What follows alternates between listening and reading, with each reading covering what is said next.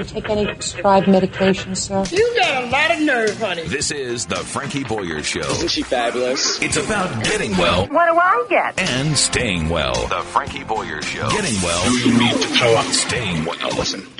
This is the Frankie Boyer Show. And welcome. Hi, everybody. It's so nice to have you with us. And I have to say that our first guest today, and I say this because you are the expert, Robert Taylor, and you are so sophisticated, but I have to say, if you can break what you're saying down to layman personal terms, that would be so wonderful, because we're talking about something that is beyond my breadth and scope. How are you? Welcome to the program. Oh, I'm great. Thanks, Frankie. I appreciate you having me on.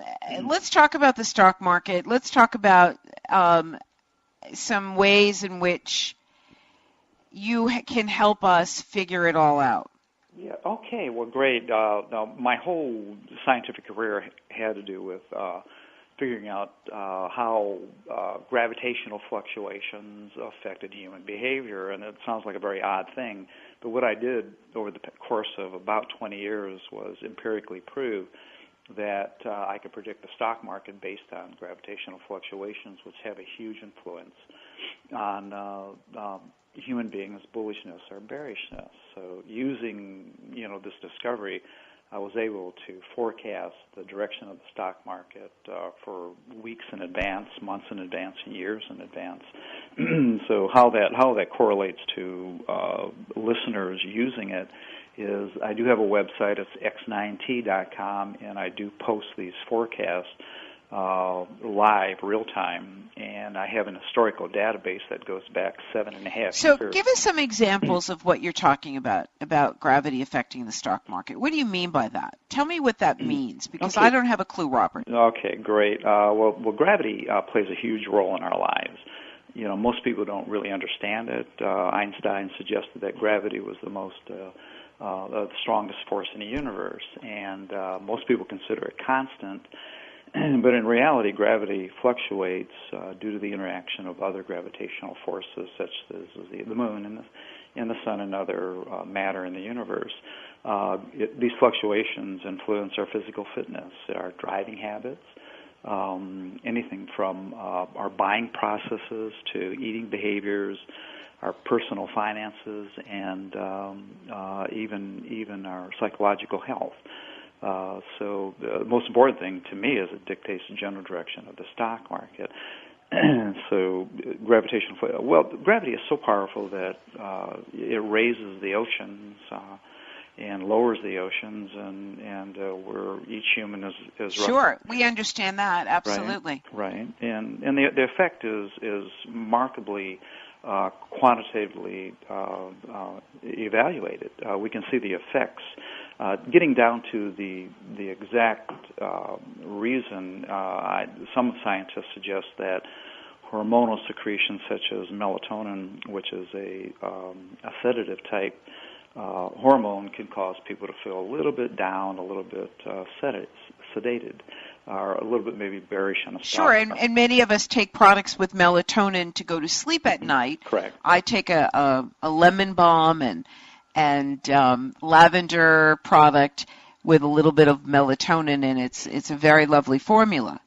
Right, and on the other hand, serotonin is considered it's a hallucinogenic type hormone that causes us to be very active and very excited. Well, during our studies, when we looked at criminal behavior, we got statistics from the Georgia Criminal Investigation Group, and we showed that during high gravitational periods that more crime was committed, and people were just a little bit more apt to misbehave during those periods of time. In our driving studies with the Department of Transportation, we found that during high gravitational periods, there were more accidents.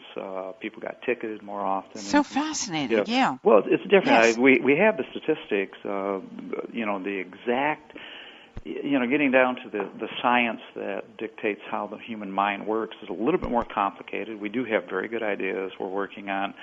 The point of my book was to get other scientific arenas interested so that they could use their huge databases and to go back and use what I discovered with these fluctuations and go back and see how well they correlated in the past, and using my research they can go into the future as far as they want to and know when particular things are going to take place.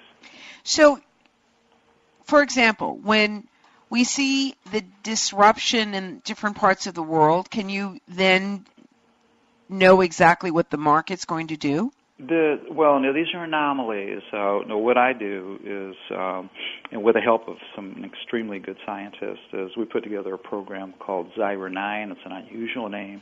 It's a nice. And it's XYBER 9. Yeah, 9 exactly. And that program, as I show in the book, is just the 9th version of the Zyber program.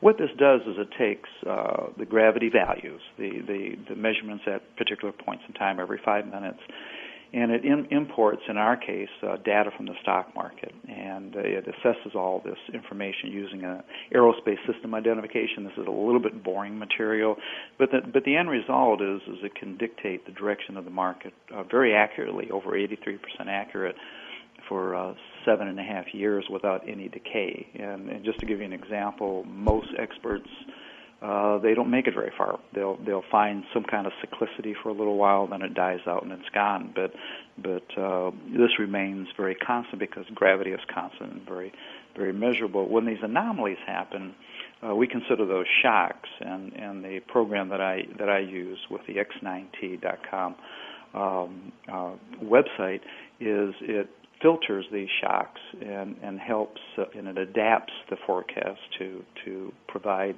if the momentum is going to go a little bit farther to the upside or to the downside. So you don't forecast individual stocks. I forecast general markets, the indices. But if you were to take, let's say, a Microsoft or an Intel or an Apple stock, and you were to graph it over 20 years and put up a graph of the Dow Jones Industrial Average or the NASDAQ, you would see that they correlate almost exactly. The difference in individual stocks and the general indexes is amplitudes. Individual stocks can have what they call a higher beta. They can go up farther and down farther, but they move in the general direction of the general market. So, the code that you and tell us about your book. Yeah, Paradigm is they call it a novel. It was released in 2006, re-released right now. I have to say, Business Week has called it the Da Vinci Code for the Wall Street set. Oh, exactly. It's a suspense thriller. It's a fun book. If you like the Da Vinci Code, anybody reading it would like this.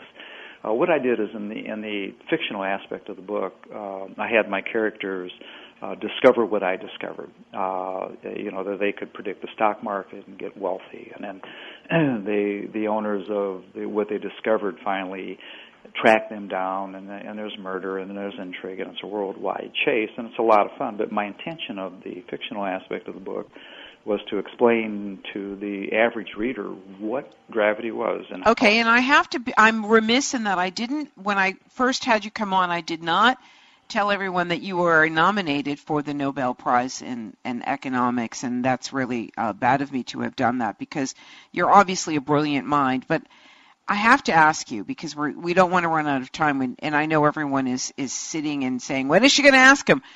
What do you see happening with the market for the next 12 months? Okay, that's a great question. I have a top in 2013. That might not be very happy for people to hear. My thinking is that we might see a little bit of a retracement over the next 3 or 4 weeks, but maybe not much. I don't get amplitudes, so if we get a little bit of a down move, it could be big, it could be small.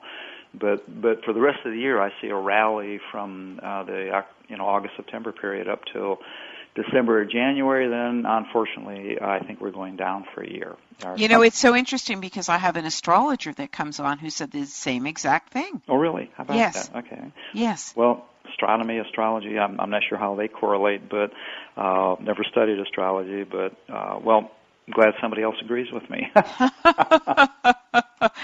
And he is saying the same thing. He said it's going to go up and then it's going to go way down. Are you saying it's going way down, or you're not going to say? This is, well, I wish I could. I don't get amplitudes. I'm I know. I'm 100% accurate on the annual movements, but I don't get amplitudes. So way down, if I was to look at my charts exactly and measure those as far as gravitational values in 2018, I think we're going to see. Okay, so we need to let everybody know. The website is X9T.com, the letter X, the number 9, the letter T.com. The book is called Paradigm, and we thank you so much for coming on and sharing with us. It's quite a story that you have and what you're doing with the Taylor effect. Thank you so much, Robert Taylor. I appreciate it. We will be back in just a moment. This is Frankie Boyer. Stay tuned.